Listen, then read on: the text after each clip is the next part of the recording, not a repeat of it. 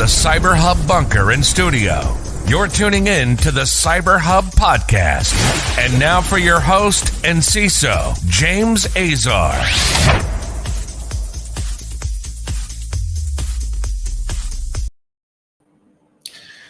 Good morning, everyone. Welcome to the Practitioner Brief. It's Tuesday, May 25th, 2021. Live. I'm outside of my normal habitat. I'm traveling. I'm in my I'm in my virtual studio here, and every day is getting a little bit more, a little bit better. All right. So it's 9:02 a.m. Eastern, but it's 4:02 p.m. in Israel. So good afternoon to those tuning in locally. Good morning to everyone tuning in the U.S. and across Europe. Thank you for tuning into the Practitioner Brief, a real look at risk, impact, and mitigation that's going on for cybersecurity practitioners. Good morning to Matt.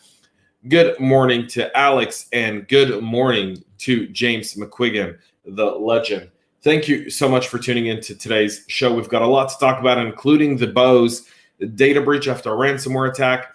WhatsApp does it's a local story here in Israel. It's a big one, but I think overseas it's going to have a lot more appreciation. We'll talk a little bit about WhatsApp. Apple issues a patch.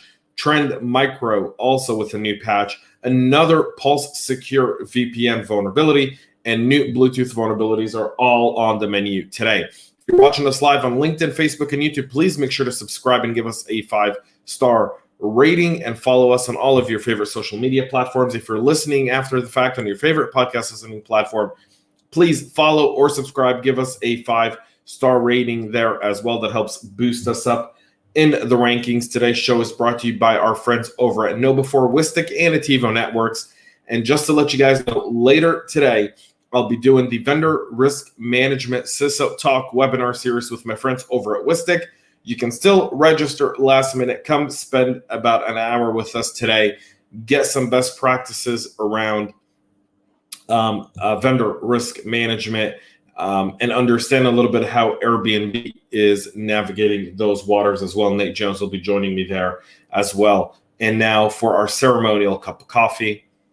I wouldn't travel anywhere without an espresso machine. And like David just says, good morning and let the caffeine flow.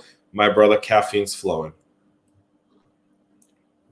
All right, so I want to start off with our first story, which is a Bluetooth vulnerability that's been disclosed by the French government agency, and they've identified 7 new Bluetooth vulnerabilities that could expose many devices to impersonation and other types of attacks. The flaws, which were discovered by researchers at France's National Cybersecurity Agency, also known as ANSSI, affect devices that support the Bluetooth core and mesh specifications, which define technical and policy requirements for devices operating over Bluetooth connections. And malicious actors who are within Bluetooth range can exploit the weakness to impersonate legitimate devices, according to an advisory by the CERT Coordination Center at Carnegie Mellon University. Advisories for each flaw have also been published by the Bluetooth Special Interest Group, SIG, the organization that oversees the development of Bluetooth standards. The vulnerabilities do not appear to be an easy exploit. Most of them do have mitigating factors, and they also require someone to be on the side, meaning on site. It's not something that someone could explore remotely, so keep that in mind, folks. James says, I just commented about this on my feed. I noticed Bose did not list in the remediation plan about there are no additional trainings or steps to improve the culture. We're going to get to that here in just a minute, James. Stick with us. Yeah, we're going to be talking a little bit about Bose in just a moment. I want to go to Pulse Secure. About once a quarter, if we don't talk about Pulse Connect Secure VPN, it feels like, we're just not talking about this. So Ivanti, which is the company that's behind the Pulse Secure VPN appliances, has published another security advisory for High-Severity vulnerability that may allow an unauthenticated remote attacker to execute arbitrary code with elevated privileges. The buffer overflow in Windows file resource profiles N9.x allows a remote authenticated user with privileges to browse SMB shares to execute arbitrary code as the root user, according to the alert issued 9 days ago on May 14th. The flaw, which is identified as CVE 22908 has a CVSS score of 8.5 out of 10 and impacts Pulse Secure Connect versions 9.0 RX and 9.1 RX. In a report detailing the vulnerability, the CERT Coordination Center said the same issue stems from the gateway's ability to connect to Windows file shares through a number of CGI endpoints that could be leveraged to carry out an attack.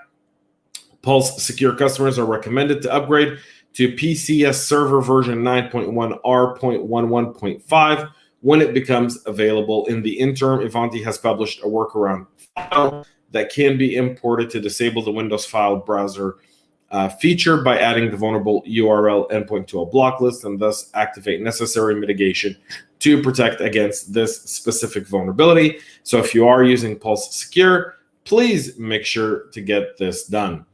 Another critical story, which is Trend Micro patches the vulnerabilities in their home network security devices. Many organizations took advantage of Trend Micro's home network security devices for work from home, and now those can be exploited to gain privileges or achieve arbitrary authentication. The home network security station provides users with monitoring and protection capabilities, including vulnerability scanning, intrusion preventions, threat protection, and device-based access control.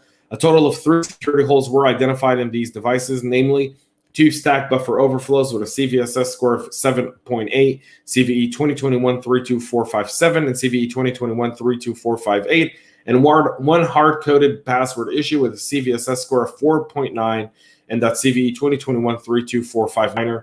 The first 2 bugs are related to an IOSTIL stack-based overflow, stack-based buffer overflow that an attacker could exploit, and both issues could lead to privilege escalation, but require for the attacker to first be able to execute low-privileged code on the devices. Talos researchers also discovered the hard-coded password vulnerability impacting the log collection server function of Trend Micro as well. Trend Micro says that they've received no reports nor is aware of any actual attacks against the affected product related to this vulnerability at this time. But be mindful that just because Trend Micro doesn't see it doesn't mean it's not out there. It is very, very much out there and taking place. So keep your eyes out for it, especially if you're using it within your organization at the moment. We'll move to Bose. So Bose has disclosed a data breach following a ransomware attack that hit the company in early March. In the letter filed with the New Hampshire Office of Attorney General, Bose said it experienced a sophisticated cyber incident that resulted in the deployment of malware ransomware across its environment. Bose first detected the malware ransomware on Bose US systems on March 7th, the company said. The audio maker hired external experts to restore the systems and do the forensics. They did not make any ransom payments. They say they recovered and secured their systems quickly with the support of third parties. There's no disruption in business. Employee data was accessed during the attack, according to Bose, and there's been no evidence that any of the stolen data has leaked onto the dark web, and they've been working with the FBI on this specific malware. Bose took a bunch of different actions, including blocking IP, changing passwords, all that good stuff. But James McQuiggan brought it up earlier. No addressing the human element. Very interesting. Completely agree, James. Something boldly missing there from Bose. Apple patches the macOS Big Sur vulnerability that's been exploited by malware. On Monday, Apple announced that the software updates for its desktop and mobile operating systems address tens of vulnerabilities, including a zero-day flaw in macOS Big Sur that has been exploited in attacks. Tracked as CVE 2021-30713, the exploited bug has been described as a bypass of transparency consent and control protections, which control what resource applications have access to. An attacker can exploit it to access data on disk, to record a screen, and gain additional permissions without user interactions. Security researchers with GEMF, a firm that specializes in enterprise management software for Apple devices, said the vulnerability has been actively exploited by the CSSET malware, which infects Xcode projects to target Mac developers. So Apple is aware of this. They've addressed it. There's now a iOS 14.6 that everyone's being asked to upgrade to. Safari 14.1 has also been upgraded, and your Mac Big Sur and Catalina and Mojave have also been asked for a patch there. Make sure you get those done. Our final story of the day here before we end the show is something I found very interesting. So I'm in Israel, as many of you know. If you don't know, I'm not in my normal studio, and so I'm traveling. And the story this morning was that WhatsApp unanimously decided to block 30 members of a political party here in Israel, including the wife of the party leader, Itamar Ben-Gvir, who's a bit controversial in Israel for all transparency. The WhatsApp account of his wife, who's a school teacher, has been suspended. 30 other people were also blocked, in addition to Ben-Gvir, including Lehava chairman Benti Gopstein, and the people who were blocked were all members of the Otzma Yehudit party.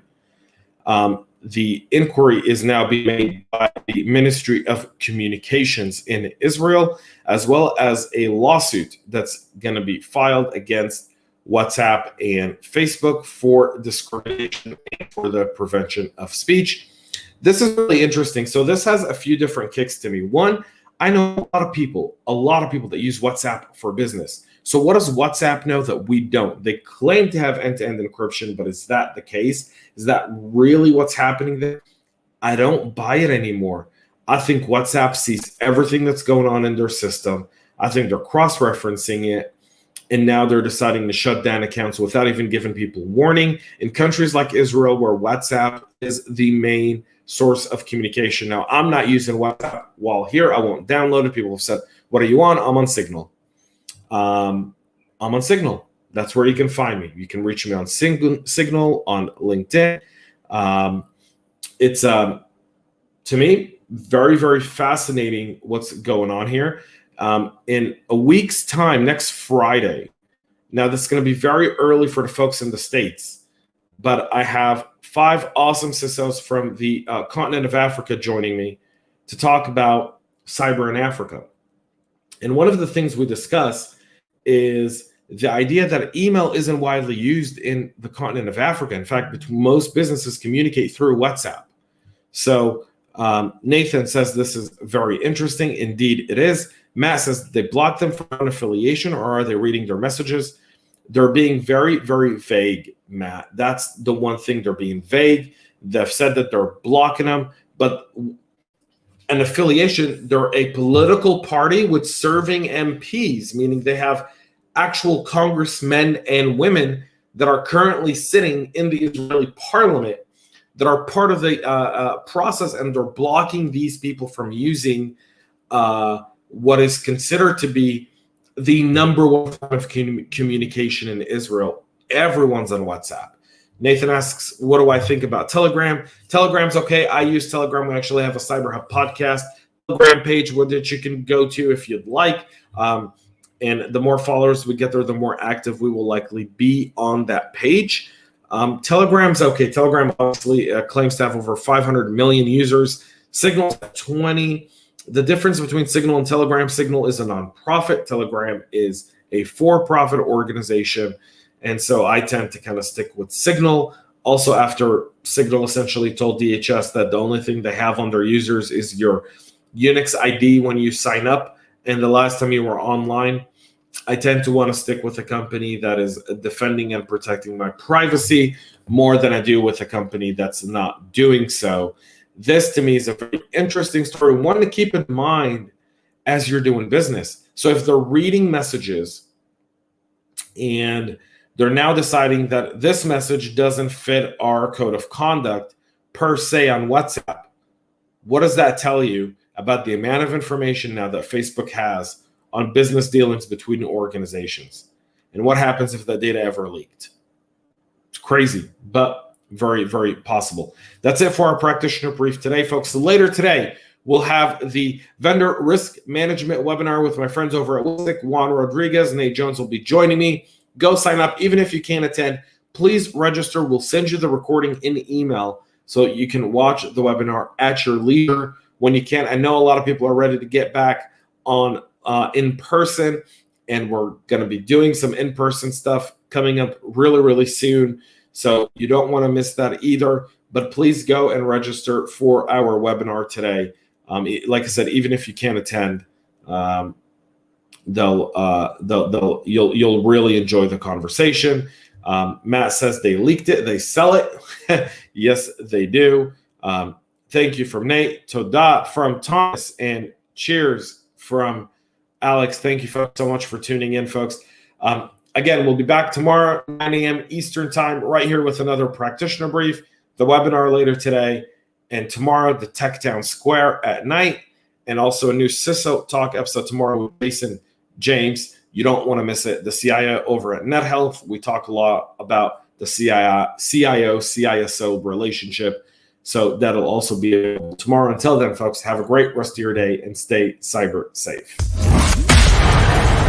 We love feedback, so make sure to connect with us on social media and subscribe to our podcast on your favorite podcast listening platform.